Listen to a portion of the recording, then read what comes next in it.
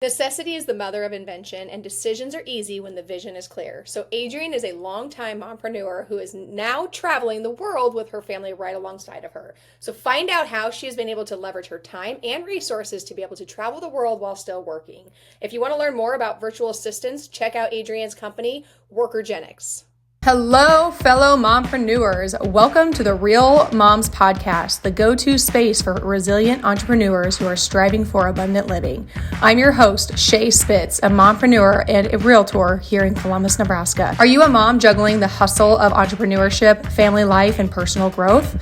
Well, you're in the right place. On this podcast, we dive deep into the real, unfiltered stories of incredible women who are navigating the journey of mompreneurship. We'll celebrate the victories, share practical insights, and acknowledge that it's okay to face challenges along the way. Success isn't about the destination. It's about the journey and the growth we experience as we balance our careers and the chaos of family life. Whether you're a seasoned mompreneur or just starting on this exciting path, join me and our amazing guests as we explore what it truly means to be a resilient entrepreneur striving for abundant living. Get ready for real, raw, and remarkable conversations that will inspire and uplift you. Because here at the Real Moms Podcast, we believe in the power of community, authenticity, and the strength that comes from embracing the journey together.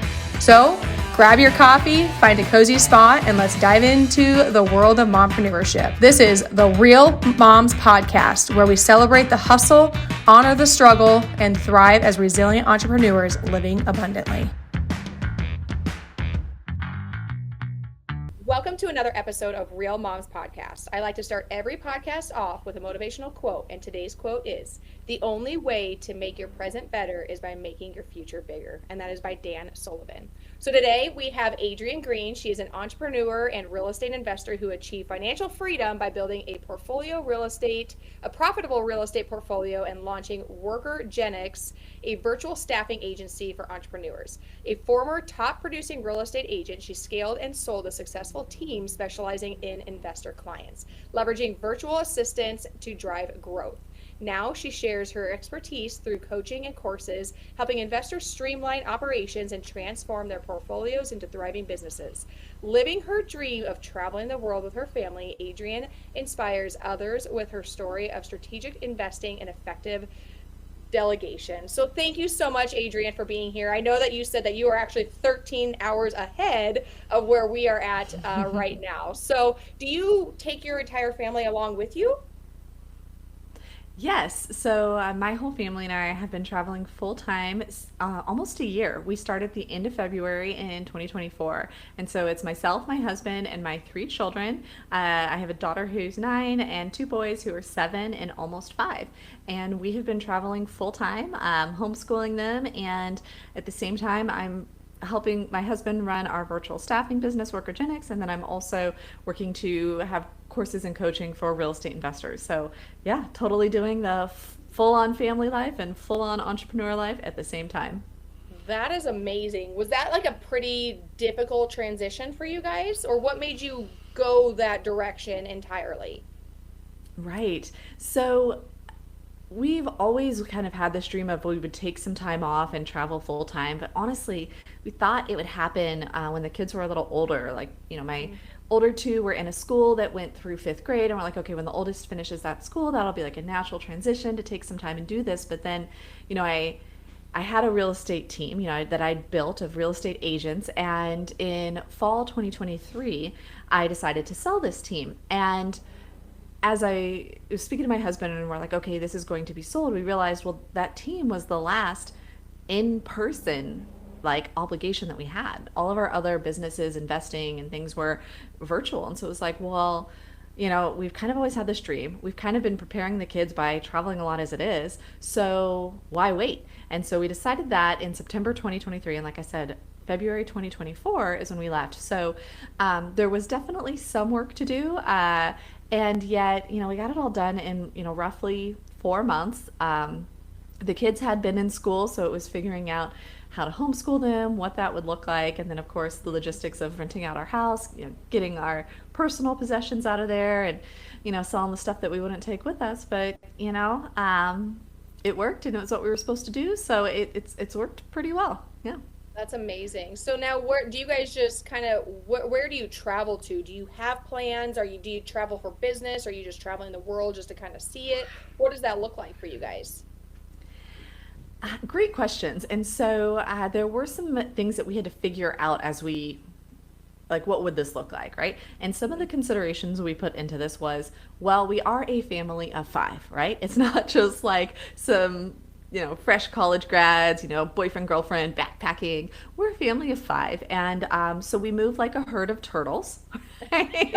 um, it's we got a lot of bags and things, and so a few things we decided was we were going to do what's called slow travel. So typically we go to a city unless it's like a destination that's just a tourist destination or something like that. But if we're going to a city and we're staying for roughly a month. And so that was one of the first considerations is like, okay, we're going to go somewhere, we're going to stay there for a month.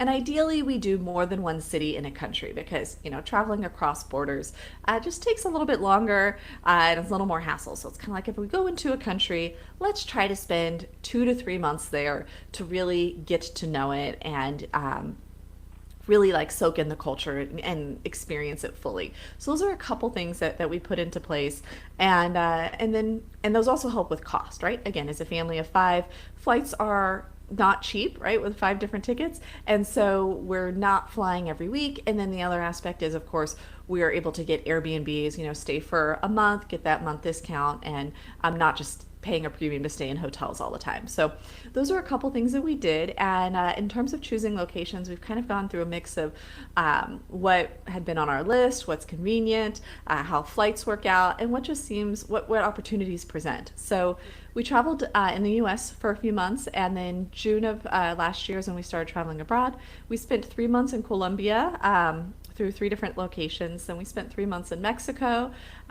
We spent Christmas in Hawaii with family. And then after Christmas, we've been over in Asia. So we did a month in the Philippines. We're currently in a couple months in Vietnam. And then we'll do a little week of touristy stuff in Seoul, South Korea, and then a couple months in Japan before continuing on to the next phase. But that also brings up another point that you mentioned.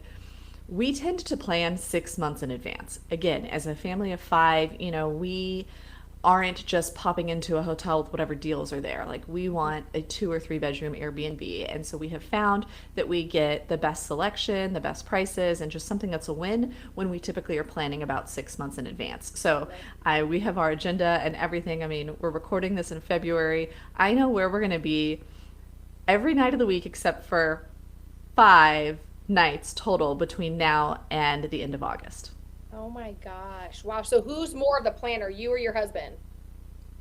We really tag team it. I kind of create the general schedule, and then he's really great about helping go into Airbnb or other things like that and finding the places and like sending the messages and everything like that, because he's also, I think, maybe a little bit pickier about where we stay. So it's good for him to have a say in that. Yes, absolutely. So now I'm sure all the listeners are wondering, because all of this obviously sounds amazing, but how do you make money while traveling? Right. And an important point as we get into this that I want to highlight first is that this wasn't like yes, I made the decision and we decided, hey, we left 4 months later, and yet it was something that we have worked for years. And so in our two main like business endeavors that we have is we have a virtual staffing business, which is where we help entrepreneurs get virtual assistants. Like, specifically, we help like businesses and teams get executive assistants. And then the second thing is we have real estate investments. So, Shea, I know a lot of your listeners are entrepreneurs. I'm sure you're talking to them about the importance of real estate investing since you're in the real estate space, but that was huge for us being able to do this. I started investing in real estate by renting out like the basement of the house we were in 2013. So that was over a decade before we actually were like wheels up, right? But that basement rental led to figuring out real estate investing, and it led to making a portfolio of real estate investments that give us passive income. So, there's still some work that we do. I still have, a VA who helps manage those portfolios and things, but we have income coming in from the investing that we did. So it was years of living on a budget, saving what we could, investing that. That was the first thing. And then the second thing is being entrepreneurs, starting our own business. So my husband and I starting this business and it being a fully virtual business, right? Like, we have us and we have virtual assistants in the Philippines, and we didn't have any in-person presence. So my real estate team was our business that had an in-person presence, and where I had to be there working with the agents and helping them and everything like that. So after that, the two key parts of the business are totally virtual, but it was, like I said, years in the making. And it was also having an eye, like, it's so important to have systems and procedures and technology and virtual assistants, like all of those pieces in place, so that in addition to just being somewhere else, I'm not somewhere else and having to work like 40 plus hours a week on the business. Like, yes, I work, yes, I build things, but so much of it that is helped with virtual assistants and technology and the systems we have in place, that I also have the time to enjoy my family and enjoy the places that we are. So two things with all of that that I really want the listeners to really focus on, because I think a lot of people see somebody who is successful or quote unquote successful and says, oh, that must be nice. Oh, that must have been, they just have it made, they have it all. But what you really need to listen to is it was over a decade of you guys being on a budget, I'm sure you probably had a clear vision, and it does get a little bit rocky. You have a vision, you have a goal on what you want to do and how you're going to get there. So it's really being strategic and planning and really staying consistent with that, because I think so many people have an idea of what they want. They kind of work a little bit at it and then they say, okay, I give up. This is too hard. I'm sure through your endeavors that you've probably had some failures, I would imagine. So, I mean, right, like most entrepreneurs fail more than anybody else, but they just never quit. I don't believe you actually fail. People don't fail, they quit. So can you talk a little bit on some failures that you've maybe had in the past that you've experienced and gone through? Sure. And I think, Shay, one thing with that is typically it's when you're really doing that big stretch, when you're outside your comfort zone, that you're going to feel like, oh my gosh, I failed. I want to go live in a cave, hide under a rock. I give up, and things like that. And so I have an example of that. And yet it's when we're out of our comfort zone and we're in that riskiest situation and we have that failure that we're also going to have the biggest growth, right? And that's where we're likely to get that big, like 10x jump.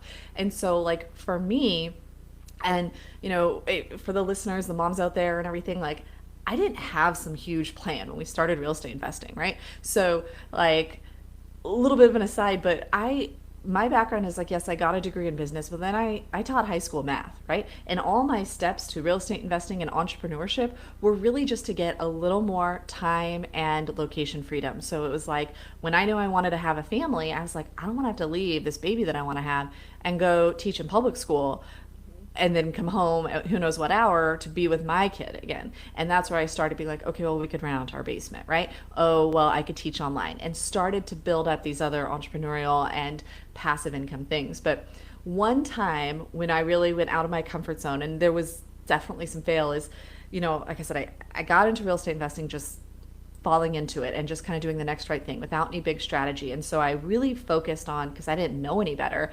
investing locally and self-managing, right? Like, I only bought places that were close enough that if there was an issue, my husband or I could, 20 minutes or less drive and be there. Until 2019, when we had put in an offer on a condo that was the same kind of condo, like we already owned like 3 in that complex. This was the exact kind of thing that we would buy as a long-term rental. We knew it, but it was a multiple offer situation, and we would only go so high because that's where the numbers worked. So we put in this offer on this condo, didn't win it, and we find that out while we happen to be on vacation in Myrtle Beach because my mother-in-law had like given us a week at a timeshare there. So of course, like any real estate agent and investor, I'm like, well, what do things cost here? Well, is this a good investing market? And I totally end up on a whim, we buy a short-term rental in Myrtle Beach. Like, this was 8 hours from our home. This was a short-term rental. Before that, we did long-term rentals within 20 minutes. Like, Right. whoa, big difference.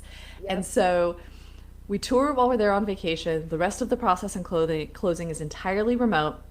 And this was July-ish. And then after the summer season ends in September, we come down to stay at the house for a week, get it fixed up, and get everything in place. And the house had looked good when we had toured it on the, with your 20 minutes that you spend walking through a property, it looked okay. But then once we bought it and we got in there and we were really like, in the supply closet, like checking on the sheet situation, like getting into everything, we realized there was a lot of work here. The house was not clean. The cleaner was needed to be replaced, right? He was a nice guy, but he was not getting this place clean. We needed to replace him. We had to get the whole house painted. We had to replace all of the linens. We had to replace a ton of other things in the house as well, right? We had to stock up the kitchen that was not fully stocked. We had to get the HVAC serviced, and then of course it had issues that we needed to have addressed. Like, it was really an overwhelming list of things that we had to do. And then we had to figure out how to manage a short-term rental and a long-distance property. And so, yes. And, so this is all September of 2019. I Right. was very pregnant with our third child, who was born March 2020. So I am in Myrtle Beach, South Carolina. It is in the 90s. As a very pregnant woman, I am like, Uh, oh my gosh, people come here to prepare for hell because it is so, so well, hot it's and humid, humid. isn't it? It's humid. Yeah, the humidity is Yes. horrible, I heard. I don't know. But Yes. yes. Oh, yeah, Yeah. no, I don't blame Now, you for that. normally September can be very nice there, but it was the very beginning of September and it was so hot and humid and I was so pregnant and I was like, oh my gosh, we've got all this to do. And it was, yes, it was like I just wanted to give up. And yet I couldn't, right? That's the Right. thing about real Right. estate investing. It's a commitment and Yes. you're going to, the Yep. only way out is through. The only way out is through. And so it was a matter of, okay, these are solvable problems. How do you eat an elephant? It's one bite at a time. So it's like, hey, go to Costco, get the new sheets, or figure out ordering them if they'll get delivered in time, right? That's a problem we can solve is get those supplies. And then finding cleaners. Like we found some on Facebook that we had come and interview, but then honestly, we ended up going with a cleaner we saw cleaning one of the other houses on the street. Just saw Right. them there cleaning, went in, checked out the job they did, it was good, hired them, and it ended up working out. So it all was solvable, and yet it felt like a mountain at that time. And it felt like, oh my goodness, was this a mistake? Like, are we Right. going to lose our shirts on this? Like, how we can't just before it's like we could just step in. We could just step in and handle things ourselves. We can't step in and handle things ourselves when we live 8 hours away. And that was a struggle. And yet that was a pivotal moment that taught me the importance of leverage, the importance of making a team. And it was those lessons that have really created a situation where now I can have the life I have because I've set up businesses and I've set up systems that use that leverage and systems and technology in teams. Yes. And for the listeners, you can leverage people who are not in the same area as you. So like I actually just hired a property management company. It's called Hemlane. I had interviewed her on my podcast as well, and it was a little bit tough for me just because I am here locally and I have a good relationship with my tenants. But I am working on doing some other things that are going to take a lot more of my time and attention away. That I really want to put somebody else in place to be able to have this relationship and be able to manage these properties without me having to do the day in and day out things.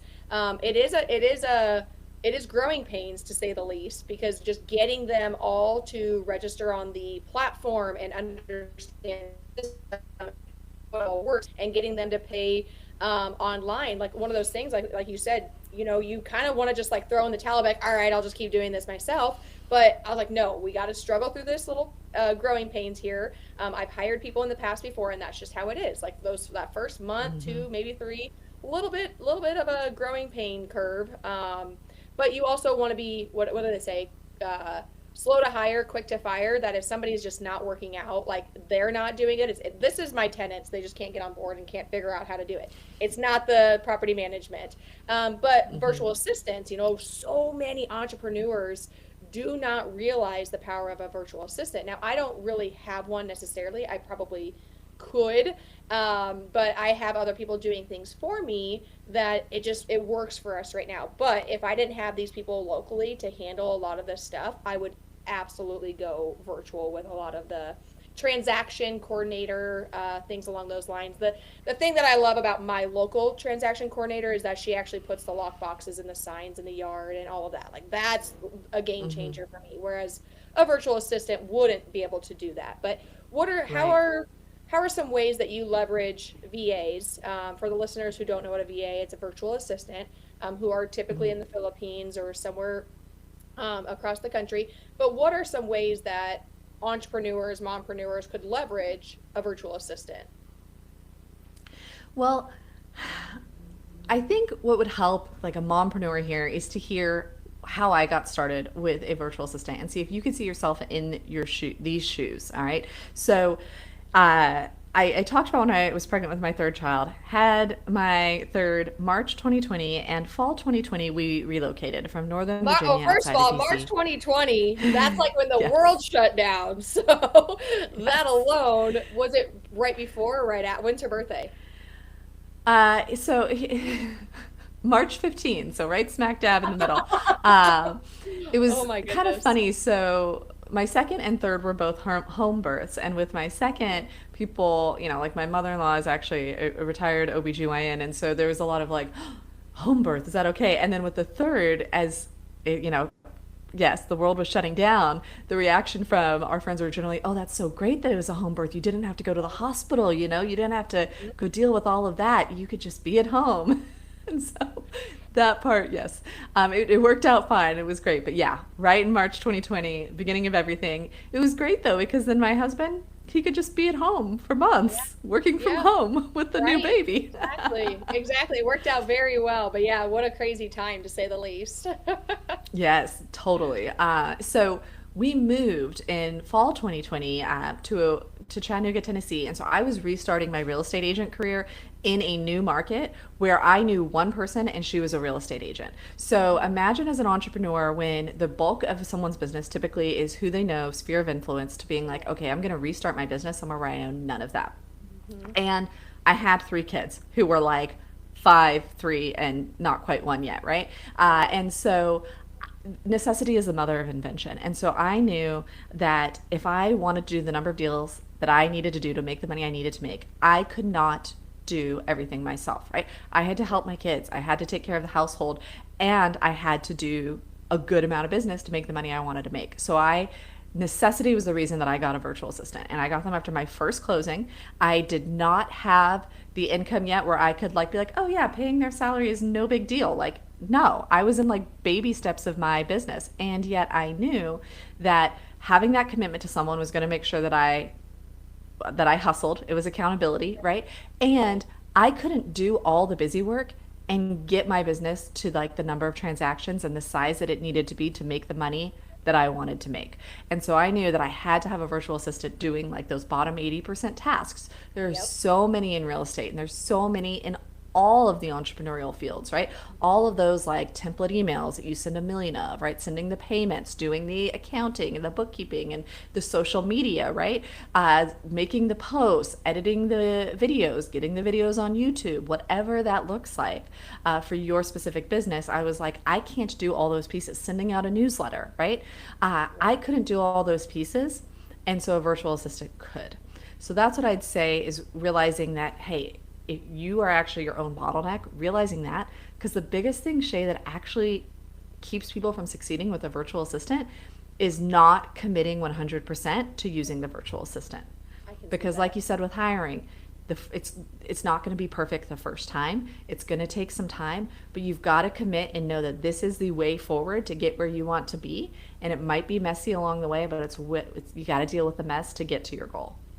Well, and I think this concept with virtual assistants, I think people assume these virtual assistants just know what they should be doing and they should understand it all. But I mean, they're obviously real people as well. Like this is a relationship that you have with the Mm-hmm. virtual assistant. So just like everything else, the more effort and time you put into that individual, the better the result too. So they are. I mean, they're real humans. Like I think people get this idea that these virtual assistants are bots or something. I've come across that. I'm like, no, will you? I mean, they're Right. a person. Like you need to talk to them. You need to find out systems that work for Mm-hmm. them, and there's going to be things that work for them that you were hoping they could go a different direction. I mean, just like me, I am not an analytical person. So if somebody were to hire me to do like dotting the I's and crossing the T's, I would be terrible at it. I'm not gonna lie. Like Right. I am terrible at those kinds of things. So virtual assistants are the same way. You kind of have to, and I don't know how your system and your business works,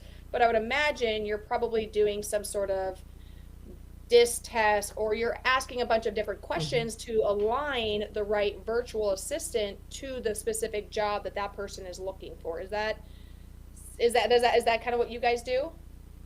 Yeah, yes, all of that. And so I think, yes, you bring up so many good points there. You've got to find the right person in the job, and they are people. And that's where so many entrepreneurs fail with using virtual assistants. There's a ton of VA fails, and one of the reasons is they don't treat the virtual assistant like a person, right? One of the specific aspects of that, like what I recommend, best practices, especially as you get started, is having a video call, which is easier than ever, right? Google Meet, Zoom, you can do it via Slack. I schedule in, especially for the first month or so, probably like 2 a week. And those can be as short as a 15-minute check-in call if everything's great, but you've got it pre-scheduled into your calendar where if they need help or hand-holding or you want to review stuff, you can expand that. I don't think I've ever gone over 45 minutes for reference. And then really quickly, like it goes down to 1 a week. Now, I have an executive assistant. I consistently meet with him once a week because he's my executive assistant. He's my right hand. Like I meet with him once a week. But I have a video editor who does like my video editing for social media, like Reels, all my graphic design and video stuff. I meet with him once a month because he and I have worked together for over 2 years. He knows my jam. I can chat him with little things that pop up. We don't need to get face to face more than once a month. That's totally fine. Right. Same thing. I've got like a bookkeeping and accounting virtual assistant. We get face to face once a month. We've worked together a long time. He's not in my day to day. We're just kind of checking up on the books once a month. And both of those once a month calls typically are about half an hour for reference. But that gives you an idea how like that face to face part and that connection, it can be heavy at first, but you're going to save so much time. It's worth it. And as you grow, it can really be scaled back. I mean, imagine my video editor is working 40 hours a week between our various businesses doing videos and graphic design that I don't have to do. I don't have to go in Canva and figure out what looks good and all those things because that's not my jam. And all that costs me in terms of my time is like, telling him what to do, giving him the files and kind of giving him my vision, and then a half an hour meeting once a month. Like that's a huge like benefit for me in terms of my time and what I'm able to accomplish for my businesses by leveraging him. Right. And I think that the concept of leveraging other people or passive income, especially when it comes to real estate too, is I think so many people like, oh, I want to do that, and they want to set it and forget it. But in all reality, like you still need to touch base. You still need to check in. Like if you have a property management company, you still need to make sure that things are getting done. And whether that's a week, like this whole property management thing, I've been on at least a weekly call. I have had, oh my God, I've had 20 hours with them within this last month and a half because I want that though. Like I want to make sure that things are, I'm probably maybe a little bit overboard, but I know once we get this system down, things will go so much smoother and I can pretty much just like wipe my hands. Obviously I'll still check in. I'm still receiving emails like when there's a request for something. But you also need to look at your books. Like you still need to make sure, okay, these people are paying because technology is technology. There can be errors on that too, that you want to make sure that people are paying and that expenses get paid and whatever else. So like it's not just a set it and forget it when you hire and leverage other people. That communication is so important, but it's nice because you don't need to be in person to have that communication. Right. And they can do so much. You make a great point. The way I say it is people want to press the easy button. And yes, it makes things easier, but it's not like you can press the easy button and, like you said, just wash your hands of it. You still need to be a part of it. And so my guidance to people to have success, with any kind of leverage in a team, including virtual assistants, is the 80-20 rule. You're going to do the 20% that sets up the other person to be successful doing the other 80%.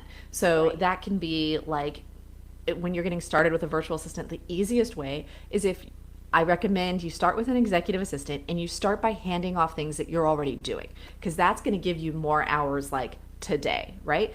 And the way you do that is if it's on a computer or it's on a phone, you go into like Loom, or you can do a Zoom personal room, you share your screen, you record, and you just talk through what you're doing. That's how I got started, right? With the contract to close process. And I was like, okay, when we get under contract, we have to make a bound contract. We have to take all these individual, oh my gosh, there's like a million addendums, a million attachments in real estate contracts, right? We got to put it all together. We got to make sure it's all done. So I did that, and I just recorded myself doing that. And I did that a few times because they might be a little different, right?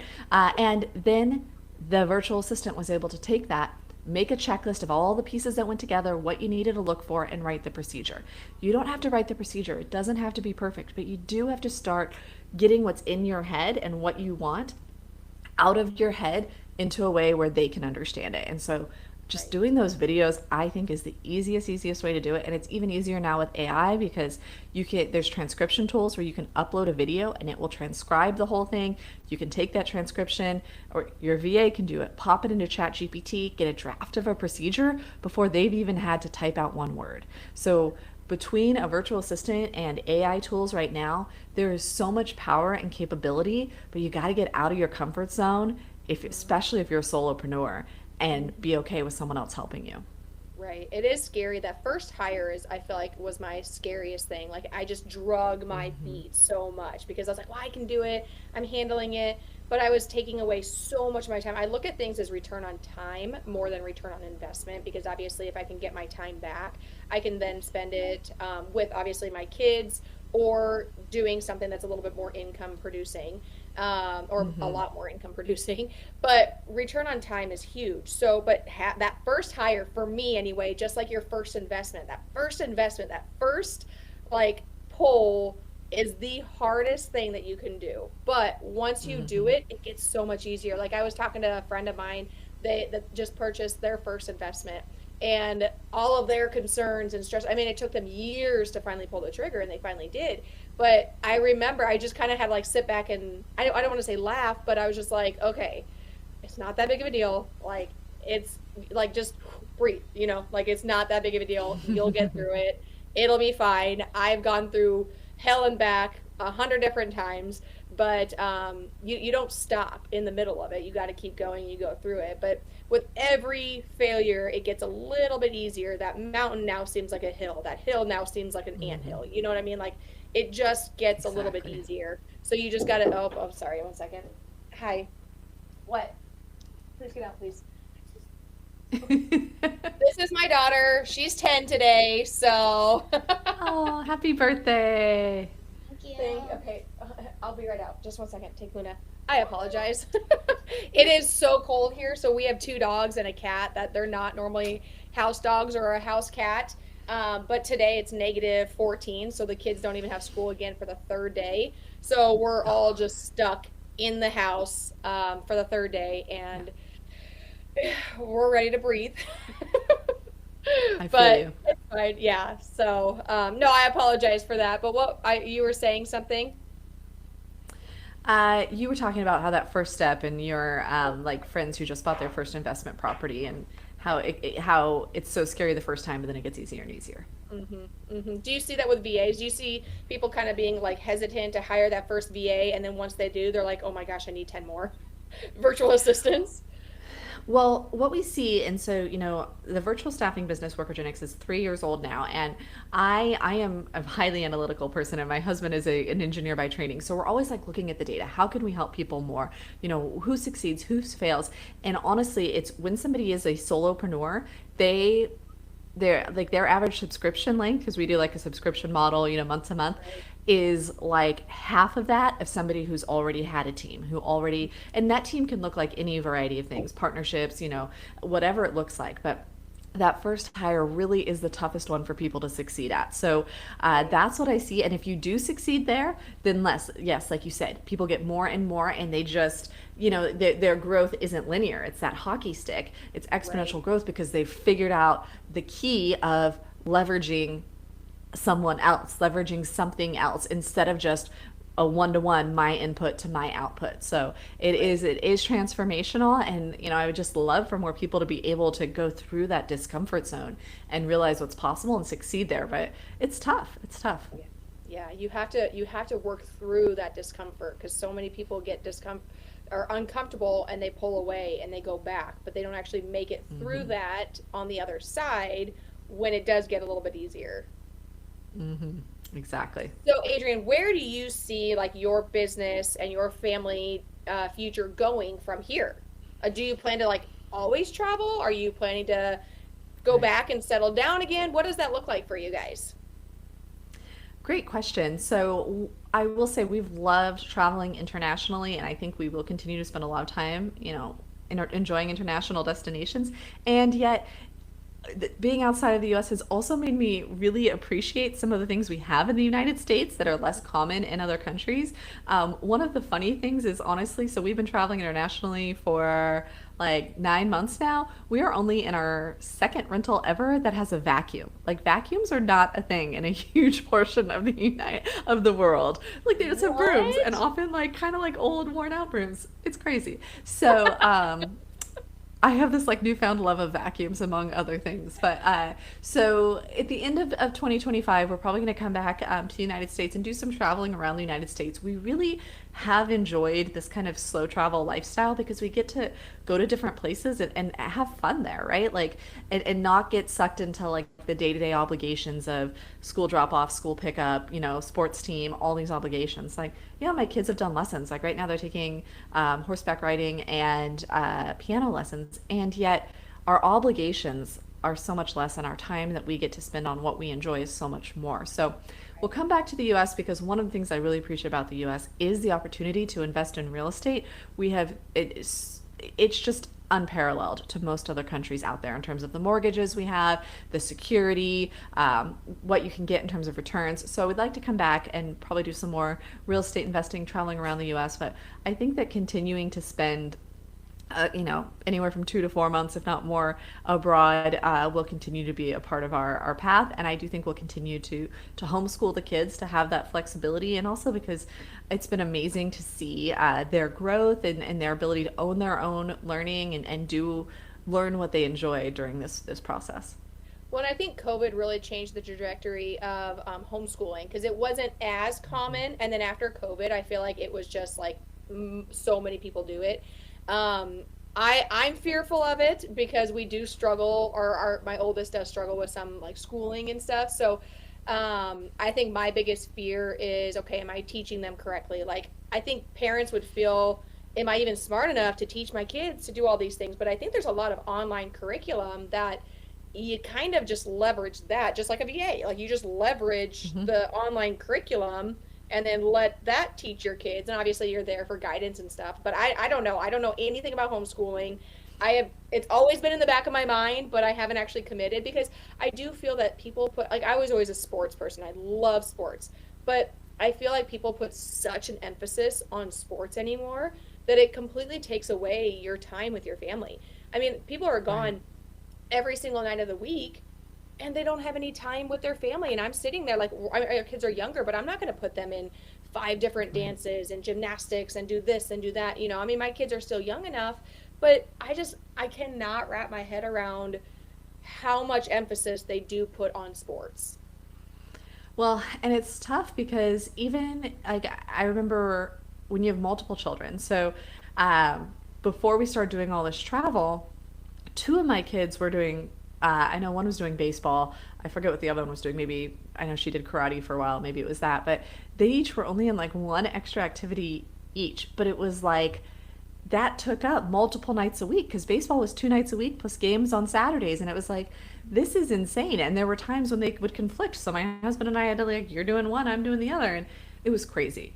Yeah. But I will say, Shay, to your point, with all of our travel plans, the idea, and I even used to teach high school, but like my kids are younger, and it was like, and they're your kids, right? Like they're not the same as other students, they're a little more familiar with you, right? And so it's like, oh my gosh, like it was a little scary. I will say though, to your point, there's so many online programs, and so we chose an online program that gives them like the basic curriculum, everything they need to go through. There's videos, there's practice, there's quizzes, and it's all customizable. And so it's gone much better than I expected. And pretty much like they do a lot of it on their own, which really teaches them to be in control of their own learning and teaches them responsibility. And then when they're in a subject or a lesson that's tricky, like I just have them come sit next to me, right? When I'm not doing a podcast guesting, I'm doing something that's more low key. They sit next to me, we watch the video together, and then I just help them through the practice and really just kind of, usually they're doing the problems and I'm just like, yep, that's right. Or, maybe as they're starting a field, I'm like, yeah, let's check that again. Let's do those Yeah. numbers again, or whatever the case may be. And it's really gone a whole lot better than I was expecting, and it's amazing to see how much they learn. Right. And I think that they can take that, like you said, they can take ownership of their education where they can get up, let's get this done right away. Like, let's spend the first 2, 3 hours, because that's what I had heard is a lot of times the homeschool might only take you 3 hours a day to do it. Whereas like my kids go to school from 8 to 3:30. And that's a long time. That's a long time. Obviously, a lot of breaks and stuff like that. But like, why not get it done in 3 hours instead of dragging it out the entire day? Mm-hmm.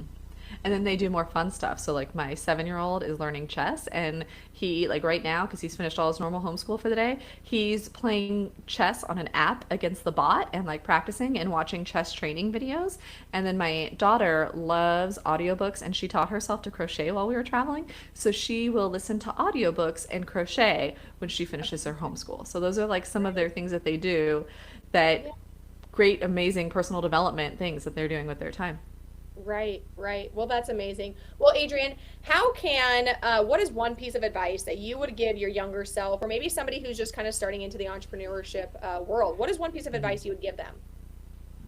Something I wish I had known at the beginning, and that's really helped me multiple times on my entrepreneurial journey, is that decisions are easy when your values are clear. Once more, that's decisions are easy when your values are clear, because when you realize, and like, honestly, this is maybe yourself, or it's you sitting down with your spouse and realizing like, what are our core values as a family, right? And when you stay grounded and you know what those core values are, then it's easy to say no to distractions or to avoid chasing every shiny new opportunity, which there are a million of in entrepreneurship. And when you have clarity of like, these are our goals, like for us, as you can probably tell, like family is a big goal of ours. Like that was part of our travels, is like we're together all the time as a family. And so when you have that clarity on like, hey, these are our goals and our priorities, this is what we value, that clarity brings confidence, and that confidence can really help you take action in doing the things that help you live those values and make those decisions. Right. That's amazing. Well, Adrienne, how can somebody get a hold of you, or if they're interested in like learning more on your whole virtual assistant stuff, where can they go to find all of that information out? Well, if people are interested, and you got a lot of entrepreneurs in your audience, if they're interested in virtual assistants, I would say head on over to WorkerGenix.com. It's WorkerGenix.com. And I have a delegate or die checklist there, which lists over 100 tasks that entrepreneurs can hand off. So it's really a great kind of like memory jogger or inspiration of things in your business that you're doing that someone else could do, so you can do the things you love or that you're really great at. So I'd say head on over to WorkerGenix.com. And then personally, I'm on Instagram at arealgreen, AREALGREEN. And so if people want to see our travels, connect with me one-on-one, or see some real estate investing stuff, that's all over there on Instagram. Okay, awesome. Well, thank you so much, Adrienne, and thank you for taking time away from your very, very busy schedule and your family. This was a pleasure. Thank you so much for the chance, Shea. Yes, thank you. And that wraps up another inspiring episode of the Real Moms Podcast. A huge thank you to our incredible guests for sharing their story and insights today. If you found value in today's conversation, don't forget to hit that subscribe button so you never miss an episode. And hey, sharing is caring, right? Share this podcast with your fellow mompreneurs, friends, and anyone who you feel could use a dose of inspiration. Share it on your social media as well. But most importantly, if you found this episode helpful, please, please, please leave me a 5-star review. This helps get our information out to those who have never heard or seen us before. Are you feeling inspired and you're sure that you could add some value to the podcast? Shoot me a message and let's talk. We love hearing from you. So connect with us on social media. Tag me at Shea J Spitz. That's ShaeJSpitz. And share your thoughts and takeaways, or even suggest topics you'd like to have us explore more in the future episodes. Remember, you're not alone on this journey. Your resilience is your strength, and your pursuit of abundant living is truly remarkable. As always, keep thriving, keep growing, and keep embracing the beautiful chaos of being a mompreneur. Until next time, take care, stay real, and keep living abundantly.